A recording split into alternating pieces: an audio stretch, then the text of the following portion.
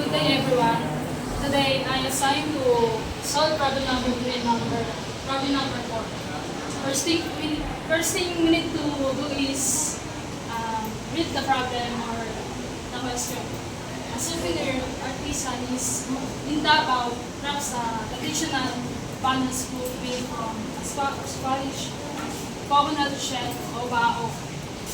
The banana is designed as a large outer cone from which a small inner cone of the same orientation is cut out or leaving a hollow shell space.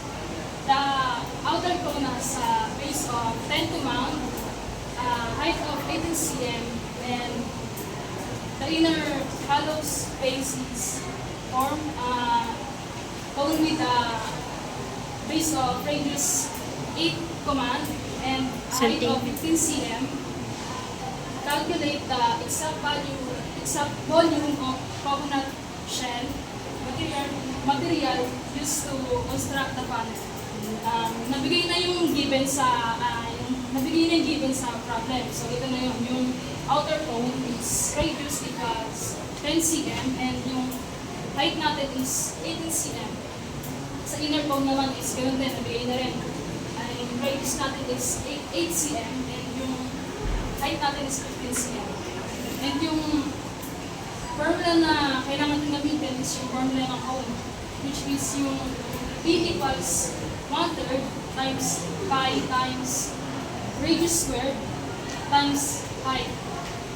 So, yung PI natin is yung inner cone. PI equals 1/3 times pi.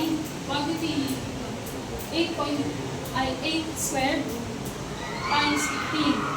Yung answer is 320 by cube centimeter. Paano ko nakuha yung 320 is yung 8 squared is 64. So, times ko sa 15. Naging sagot ay 960.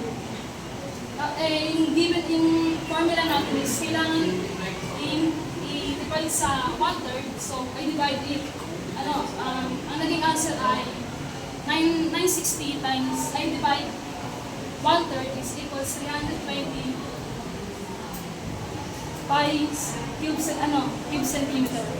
And yung sa BO naman, which is yung outer cone natin, is 1/3 by 10 cube times 18 times quantity of 18 equals is 600 by cube centimeter. Kung paano ko nakuha is, ganun din yung process. Yung 10 squared is 100, so pinagis ko sa 18. Tapos, dinivide ko din sa 1/3, so naging 600. Dito naman sa sa final process kung paano makuha yung final answer is 600 minus 320. Bakit siya minus? Kasi sabi rito, yung inner cone daw yung minus 3 sa outer cone, yung cut out, aalisin daw natin. So yung naging sagot ko is 280 by cube centimeter, which is mali.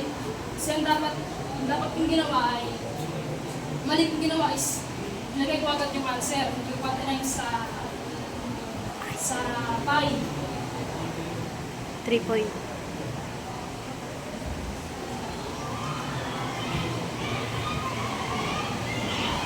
16.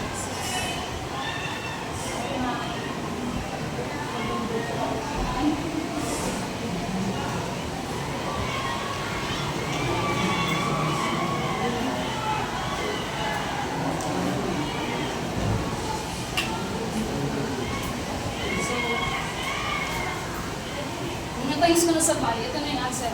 879.648. Na mag-proceed ko na tayo sa problem number 4.